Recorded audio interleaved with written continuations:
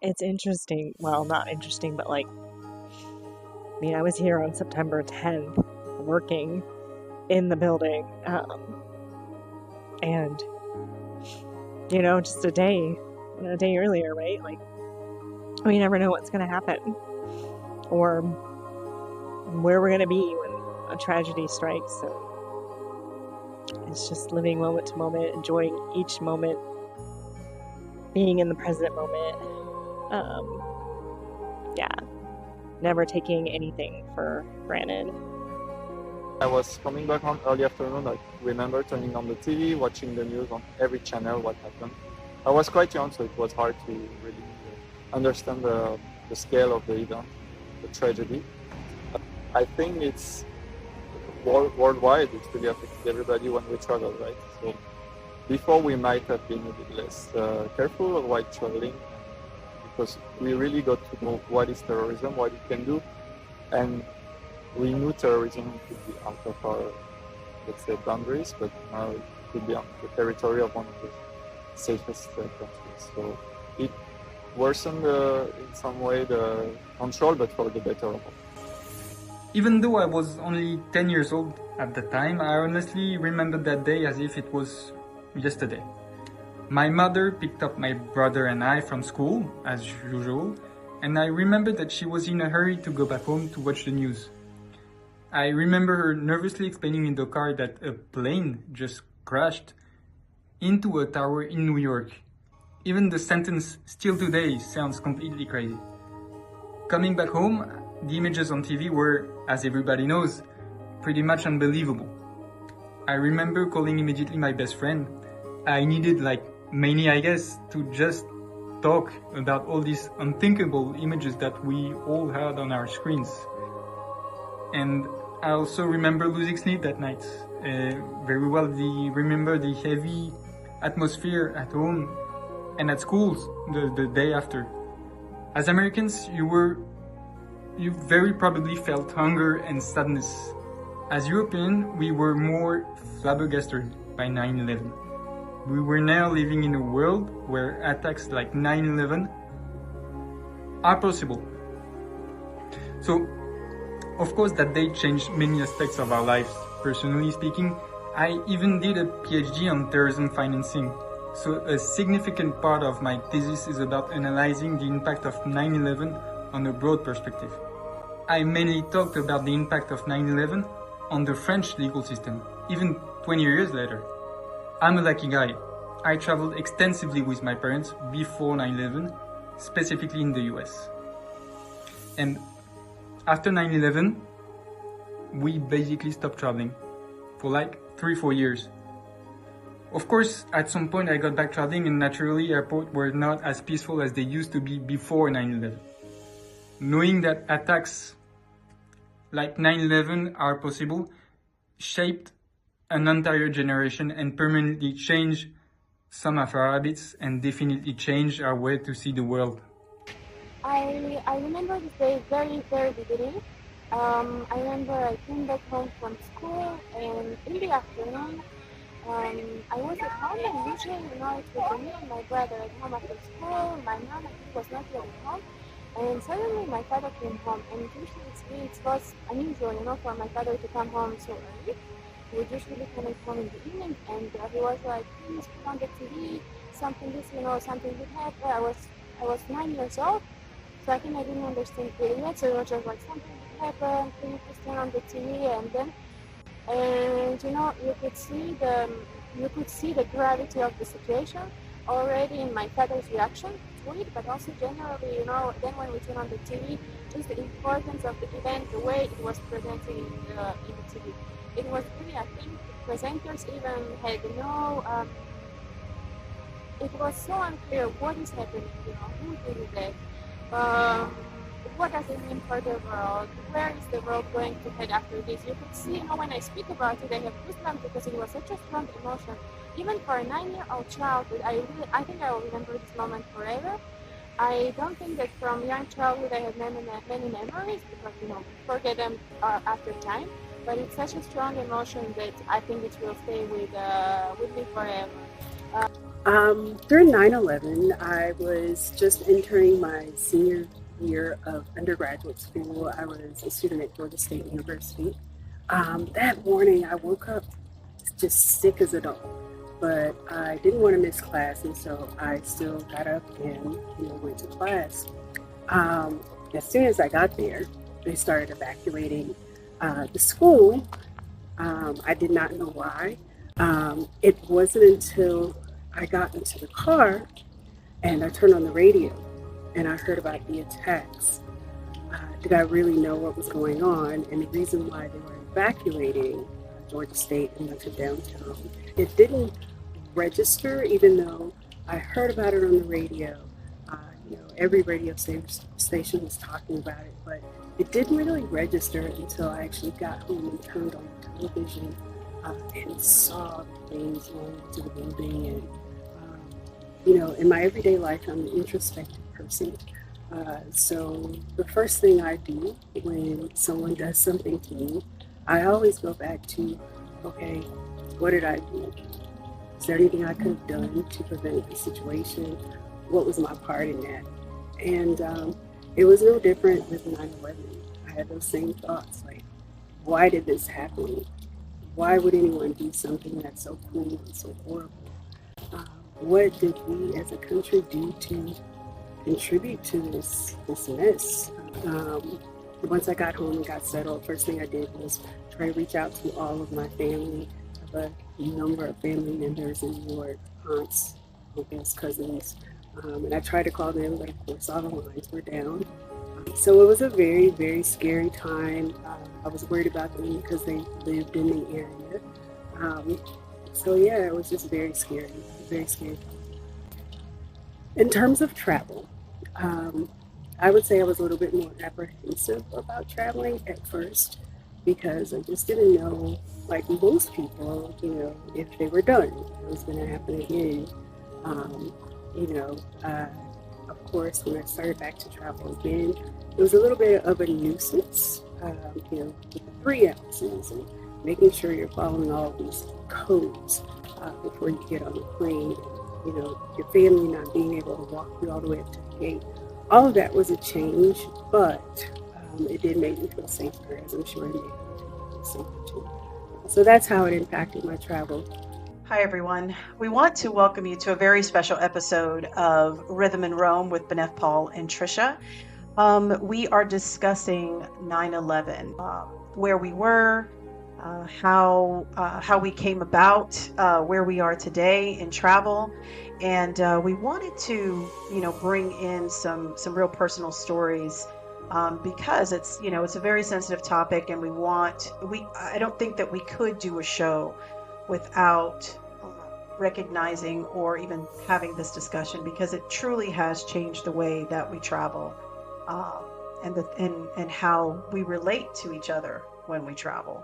Oh, yeah. Absolutely. I mean, if I think back to pre 9/11 about how I used to travel, granted, I wasn't traveling as much as I think all of my travel started actually after 9/11, to be honest, or like the majority of it. But yeah, it was just go. Like you would just show up and go to the Yeah. gate. I mean, I don't. In fact, I don't. It's like nothing is striking me about being from previous travel as being like nothing really stands out. It was just pretty much show up and board. I mean, Yeah. It was definitely a different environment. Earl and I actually traveled to, I want to say just before, or I'm trying to remember when we went to England. I'm trying to remember if it was the year before or the year after, but I just remember the freeness of it. So it had to have been beforehand when we first traveled, and how, going for an international trip. um, has changed so much. Yeah. For the fact that, you obviously have to carry less. I mean, you wanted to do that anyway, but it really is expensive to try and do that now. If you're not minimizing yourself, especially if you're going to the UK, or passing through Heathrow. I don't know. I want to say that initially the joy had gone out of traveling because for me, pre 9/11, it was very much a family thing. It was always light. It was happy. It was something carefree about it. And, certainly after 9/11, things turned a bit. No, I was just gonna say, I mean, I remember where I was. So I was at Fort Detrick. I was in a meeting, and we got the first. Uh, I Please mean, tell us where Fort Detrick is. Yes, this is Frederick, Maryland. Thank you. That's not a very Yes. common known base. Yeah, because I was And thinking, where the hell is that? yeah, I know. And so we were in a meeting in the G3, his phone kept going off and I was like, good Lord, dude, like, could you silence your phone? And he went out and answered it, came back and was like, a plane just crashed into the World Trade Center, one of the towers. And we're like, what a horrible accident. God, that's terrible, Yes. and so we went on with the meeting and then his phone kept going off again. We're like, Jesus, dude, like get your act together. And then he said it was a second plane and it's now being a terrorist attack. And we all left, went back to my office. And when I saw the towers fall, I was like, holy I mean, I just thought like things will never be the same again. Like I had that moment of just like understanding that our world would never be the same. Yeah. Exactly. You know what's funny about that? It's not funny, but what was interesting about what you just said, Benef, is so for me, there was two things that I remember, and because they were just closely related. And I was moving from America to live in Europe because of work. When I was in the government, that's where I was moving to do my first living abroad, and moving to Germany and living there. And the reason why I remember prior to 9/11, I don't know if you guys remember the amazing singer Aaliyah. Aaliyah Yes. passed away like Mhm. maybe 3 weeks before 9/11 happened. And the only reason why I remember that is because I was about to fly myself. And the week before I flew, Aaliyah passed away from a plane crash. So I don't know why that stuck in my head. But my story of memories of what was I doing back in 9/11, is on the same memories with you, Benef, because, like you, I was working for the government, but I was living in Germany, and I distinctly remember it was a long freaking day. I just finished, I was an operations officer. So I was in charge of putting together like our plan to go do training and all this other stuff. And I just finished, it was like 3 o'clock in the morning, and I just finished and I was getting ready to go back to work. It was like 5 o'clock, so I only been on 3 hours of sleep, preparing 86 slides for a presentation for training that we're about to do in Poland. Next thing you know, one of my coworkers busted in our door because I was getting ready, I was presenting, and was like, hey, my wife just said that a plane hit the World Trade Center. Like you, Benef, I just thought, I was like, oh, it's one of those little planes. Because, those little planes always hit the side of a building in New York City, especially. So we didn't think anything. I was like, oh, okay, whatever. And then like literally like 5 minutes later, he just runs in again. And mind you, I'm in Europe. So he just runs in again. He's like, oh, she just said that the other tower just got hit. And then we just ran and turned on the the TV, because I never forget, it was like 4 o'clock p.m. Germany time, which is about 9-ish or something like that in New York. Yeah. And we literally saw the smoke. And being a New Yorker, like it didn't register at all. Exactly. And It seemed very surreal. It was it very, was very surreal. completely surreal. We were like, oh, okay. But I still didn't give up faith. I was like, oh, all right, they'll just put the fire out. It's New York. You know what I mean? I mean, buildings go on fire all the time. But I didn't register the severity of it until I literally saw one of the towers crumble. But right then and there, as soon as that tower crumbled, I never forget, all of a sudden there was someone that came in and just like, change your plan. No one leaves. Because remember, I'm in a different country. So no one knew if they were just targeting Americans. So just imagine, like, and we never know our generation has never seen or been in a war, because when, we were young. So now we're adults and we're like, are we going to war? Like, what's going on? And then all of a sudden, it was just a sense of maybe some anger, but at the same time, confusion. Because I'm like, this doesn't happen in America. And I was just, taken back, and we could not leave like our office area. Like, I literally stayed in our base. Yeah, well, we had the same thing. It was like FP, Force Protection Condition Delta. Yes. Everything went locked down, and the Pentagon obviously got hit. I had just been working in the Pentagon on September 10th. I was in the Pentagon working, and wasn't there the next day. But yeah, all these. Yeah. And it was just madhouse. I never, before we were discussing, even talking about this, it never dawned on me how this would be so different, your experience versus mine. I mean, both you, Benef and Paul, both of you, it's just, with you being in the military at the time, it must have been, I mean, okay, first of all, there was nothing normal about it whatsoever. We just described that it was very surreal. Being a civilian, and not knowing, kind of the behind the scenes and what the procedures and policies and those things are. I mean, I had just got my wisdom tooth out. I mean, how normal is that, right? Just a normal procedure. It was, probably 3-4 days into it. I felt like I was getting a dry socket. So I was, on the phone to the doctor, and I'm looking at the morning news. And they had just shown the first plane flying in to the tower. Now, first thing I'm thinking, is this, some kind of, and I don't even want to say AI, but really, was this real? First of all, and then second of all, how could that happen? Because don't we have America. GPS for this? I mean, well, no, I was just thinking, like, don't we have like some navigation or something that's going to say, hey, you're getting really close to a building? It was an accident. Right. So then and then watching it as a second plane goes in, and then it registers, and I'm like, but wait a minute. Okay.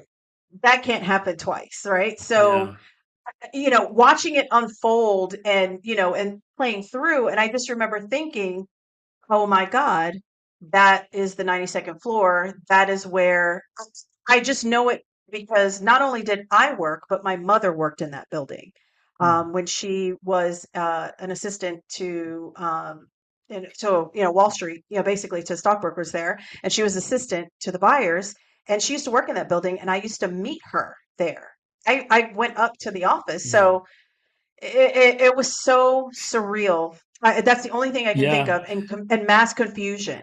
So until that third plane hit, and now it's at the Pentagon, then it all registered. Yeah. And I just remember everything being eerily quiet. Yeah. Because then the other plane in Pennsylvania. Plane. So I think when the plane hit the Pentagon, that's when it registered for me, because I was still in shock with New York, with the towers, for one, because like you, Trecia, my sister. Like, how did this happen? Yeah, my sister worked downtown as well. And I was wondering if she got caught up because of the subway and all this. But it's weird, because thank God she ended up running late for work that day. And she was like in the Times Square area, but nowhere close to downtown yet. And there were so many stories like that day. And so many people have said those things. If I could take a picture, if I could take a picture of what, like, freezing it in time, of how we were, especially, it was so, I felt stifled because I was not in America. I was in Germany, and I felt so useless because I was just like watching this happen. And I was like, whoa, what's going on? How are we gonna, not know? And I was just like, wait, I'm a New Yorker. Like, and that's when the New York attitude That's comes when in. it Like, popped in. Exactly. You're like, what is like, this? I went yeah, straight into New York mode for sure. I'm yeah. like, what Oh, is you're this? not This gonna is get away with crazy. this shit. Exactly. Yeah. There's some anger. There's some anger there. Yeah, the Oh, New Yeah. Yorkers were pretty, it's but and it also yeah. showed the resilience, right? So Oh yeah, absolutely. But right away we knew, because my boss at the time was like, "Get ready, fellas, we're going to war." I thought it was joking because nobody at the time knew what the hell war was. I correct. mean, when Gulf War happened, we were in high school, Yeah. so no Yeah. We entered, one, it was a peacetime army when we entered. Yeah. yeah. So we didn't Yeah. think we were ever going to be doing whatever, and so said, so done. You know, my unit was one of the first on the ground, March 19th, when Bush gave the order, go get them. And I distinctly remember all of this and the pent up anger, and frustration, and not knowing kind of thing. But at the same time, the interesting part for me, when 9/11 happened, a couple of days, we were able to be released out of our office spaces where I lived for like 3 days, back to Wow. wherever we were living. And I was living in the city in Frankfurt at the time. And I never forget, my neighbor baked me a cake. And then Germans started to bring flowers to our base. And it was just the kind-heartedness of all the Europeans. And I was not understanding why in the hell were they being nice to us. And I was just like, do they think we're going to attack them or whatever? Like I was thinking these things in my Well, head. so there was a lot of Yeah. outpouring of support for Yeah. Americans. But Mhm. you know, I once they found out who the people flying the plane were, so Mhm. the Americans that were of any sort of Middle Eastern descent, you know, were Was under getting, Oh yeah. suspicion. And in fact, yeah. like I'm half Afghan, and so you know, a few days later, we're still like not fart fumbling around, but trying to figure out how we're Yeah. supporting, because Mhm. our my military police company were the guards for the alternate relocation site of the government. Mhm. And so we were, you know, we were busy, and I you know, had to figure out, you know, Yeah. Yeah. what we needed to do. But one of my soldiers, she voiced that she didn't trust me and was suspicious of me because I was half Afghan. And the first Yeah. sergeant shut that down, but I was like, are You you fucking couldn't kidding? understand Like, why. yeah, Yeah. because I've always identified myself as American, and yes, I have Mm, Afghan, you know, roots and everything. But to think that I would be in league with these people, you know, flying into buildings it seemed absolutely insane to me. And but there was a lot of Americans that yeah, started to that is get true. suspicious of So anyone that looked like they were from the Middle East or that Mhm. correct. region at all.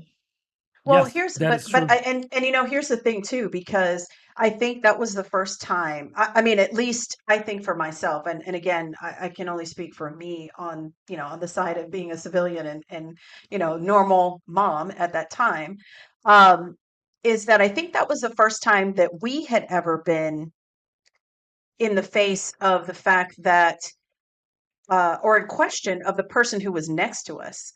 If they could do this, and because Mhm. what the news initially was saying, that these, you know, that these men, you know, had portrayed as they were this or as if they were that, and you know, they were normal, or that they were, you know, they worked here or they did this here. So who is this person next to me now that I'm working with? Are they just pretending?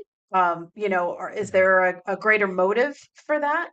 So I think that was the first time as Americans that we had ever been touched by that, like to possibly think that someone else could Well, be prejudice, yeah. responsible. Well, I Prejudice think And it so, certainly definitely, for not that our it lifetime. excuses it. Yeah, Yeah, yeah. because they It, certainly had, like back before we were born, you know, is somebody a of course. socialist? Are they a yeah, communist? yeah, Or are yeah. they a Right, right, Russian? right. Like No, no, But I no. think in but in modern day, if we will, yeah, in our own our Yeah. time, lifetime. right? Yeah. But Benef, no, you made that is 100% accurate because I can relate as well. Because I was going to ask you, how did your family, you know, cope with it? Exactly. Because I know that they got stereotype, or, you know, just Well, suspicion in general. my Because I cousins, was having the they same weren't suspicion. here. Like the majority of my cousins had not immigrated yet to the United States. Mhm. But But your the mom, for for example, she did was the here. Yeah, no, neighbors? I mean she was I don't recall her having, Mom, if you're watching, please comment, because I don't recall like anyone getting suspicious of you at all, really. But like people Yeah. that had last names that sounded, so some of my, the last cousins Ali or grew up in the States have names yeah, that sound more Muslim. Persian, more not, they're not Arab, but they sound, the Americans can't tell the difference, to be honest. So Yeah. and when they started implementing security measures at the airports, people with those types of names Yeah. started to get profiled. And let's be honest, all three of us, well, I know I can speak for myself well, let me go back a little bit.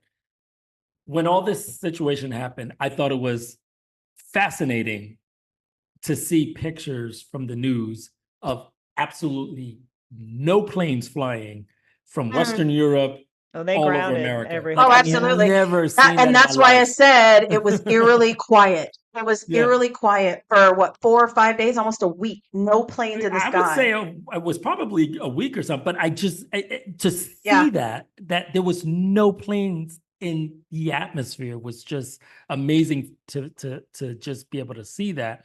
But at the same time, fast forward. Only the second time. Yeah, Because of the absolutely. pandemic. Because the pandemic was the same way. That's true.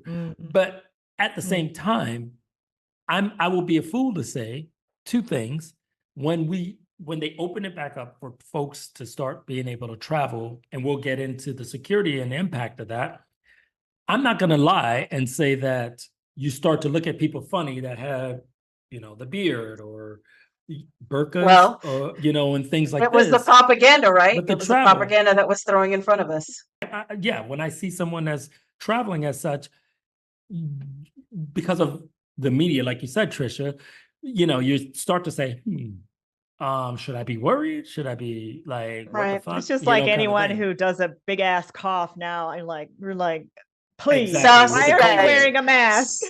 And to this day, I'm like that. Yes. To this day, I'm that. That 9/11 was a door for the government to be able to do what they do now, and the overreach I feel that they have in certain areas. We allowed it, but the Homeland Security Office that was after 9/11. A whole department added to the government. I was going to say let's touch on that a little bit further on how 9/11 impacted all of us when we travel now, because we already talked about how it was prior to 9/11. Everybody, your family can go up to the gate and be like, bye. You did have to go through a gate. A metal detector. Detector. Yeah, I think you did, but that was it. They weren't telling you can't go through a water. There wasn't the shoe thing, because the shoe bombing thing that was later. That was after 9/11. A few months later in 2001, and now we all have to take off our shoes. Oklahoma, America is still taking off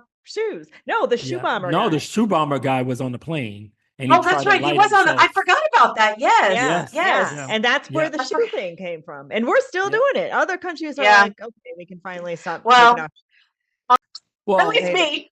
Unless you're on first class or business class, you don't have to take your shoes off. Or TSA pre-check, which or TSA pre-check or global or whatever. Because I flew to. I'll never forget that. I flew to DC, and I'm trying to remember what year that was. I don't remember. I went to DC. I did not have to take my shoes off. I had a scissors. I had a small one of those little small pocket scissors in my purse, in the pocket, in that the back pocket. So they probably they thought you were cute. They're like, she's fine. Yeah. I don't know about cute. You can't get in there with scissors. When we were getting the orders to go and deploy, and I never forget, because when we actually deployed, we actually took American Airlines. That's what flew us into Kuwait as the station area. However, the funny thing is, we were going through a normal airport, Frankfurt Airport.